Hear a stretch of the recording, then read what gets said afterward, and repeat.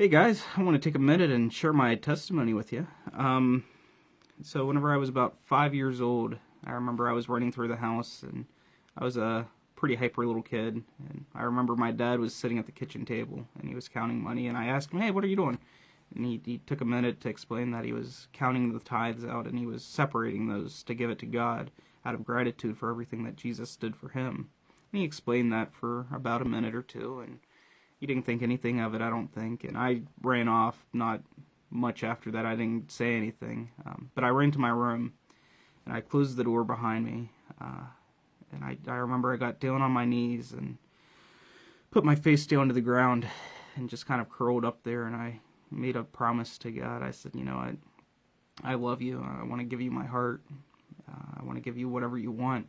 I said, to kind of show that I'm sincere about this, I have some play money.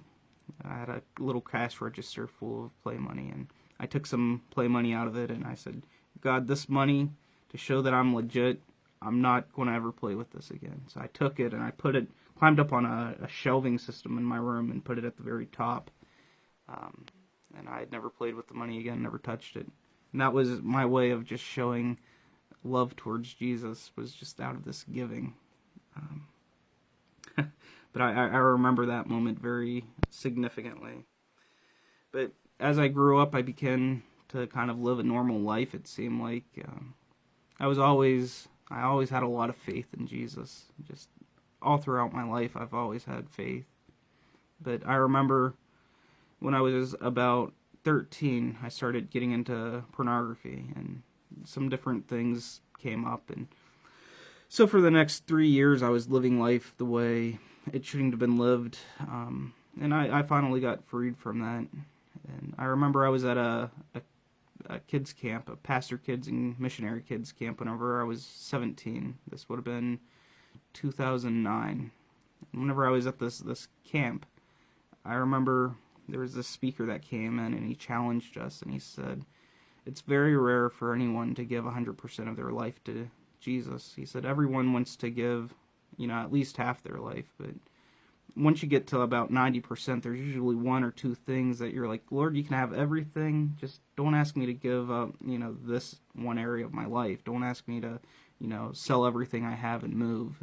Sell everything except this, or, I'll go wherever you want, just as long as it's in these areas. Or they put conditions on God, and he challenged us not to do that. And so while I was at this camp, I decided to give 100% of my life to Jesus. I said, I don't know what that means, but I committed. And for that next year, I was this on fire kind of kid. You couldn't do a lot to stop me. It seemed like I had to share about Jesus to anybody. And so, anyways, while I was there, I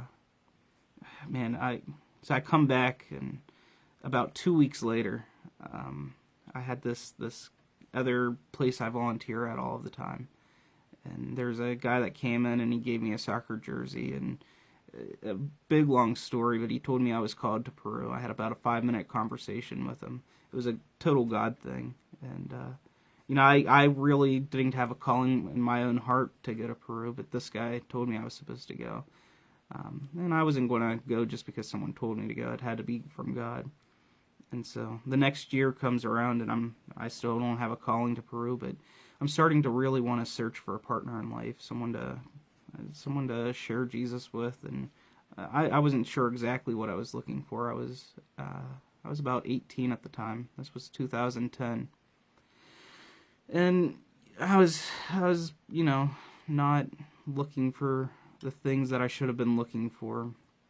And I remember there was a girl that added me to Facebook, and I had a kind of the Lord was speaking to my heart not to even talk to her, because I was going to get in a relationship with her and it wasn't going to be good. And I remember I ignored that check in my spirit, and it didn't take too much longer. I had check marks, that you had to fill out before I would start dating you. And one of them was, be a Christian. And that was the most important one. But I didn't take a lot of time to figure out exactly what that meant. It just, do you believe in Jesus was pretty much it. I didn't really think, do you actually have a personal experience? Are you giving everything of your life to Jesus?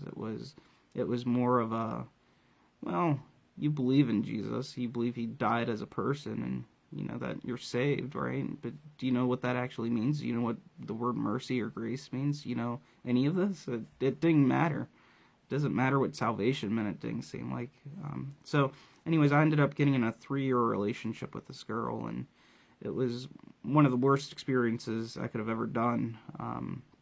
It hurt me, and I hurt her, and yeah, it was mutual, but it was we I wouldn't say I pulled her away from God, because you know she wasn't close to begin with, but she definitely pulled me away from God, and that was a hard thing for me. And so for the next year or so, for the next 4 years, for the next 4 years, I was wondering if God was still going to be able to use me, if he was, you know, done with me, or what was going on. Did I mess up too much with this one girl? And, you know, I decided to, you know, rededicate my life to him, and I was on fire again. And I remember I met another girl, and this one was better. I led her to the Lord myself. It was pretty neat. And so, you know, I'm teaching her about Jesus, and we form our relationship. Thinking back, you know, that probably wasn't the smartest thing to do, but it's what I did. So, you know, because I was the person that showed her who Jesus was, she kind of confused those feelings of God with me. And what happened was she placed me at a higher level than what she placed God. And God revealed that to me, and he had me ask her. He said, ask her who's the most important person in her life. Is it me? Is it you? Is it somebody else?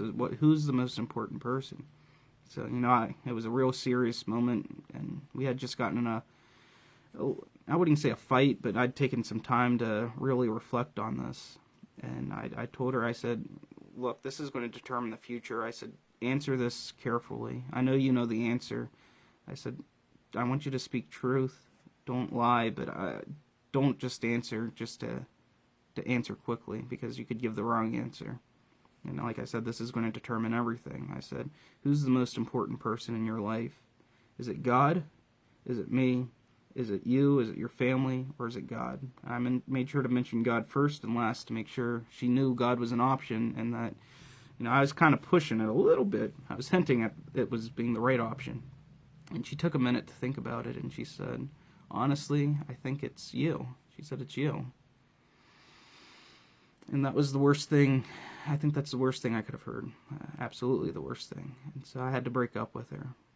And so we broke up, and for the next year, I was still wondering, you know, God, what's going on?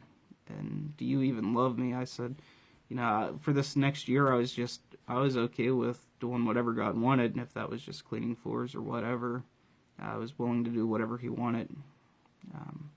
But then he revealed himself to me in another way, where he made the calling to Peru very clear.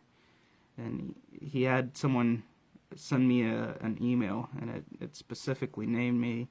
The email went into some depth about just how much Jesus knew about me, and I really felt like he called me by name, and that he still wanted me to serve him. And so that's my calling to Peru, where it actually really begins. Yeah, so that's my testimony, at least for now. That was back in 2016. I'll continue onward. But yeah, anyways, ciao.